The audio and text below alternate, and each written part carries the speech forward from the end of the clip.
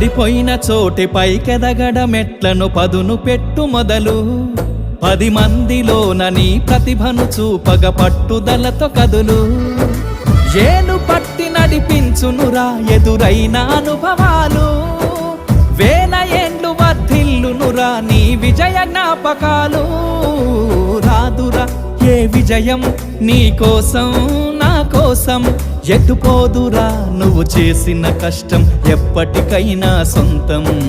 కాలంతో పయనించే వాడికి కానిది ఏముంది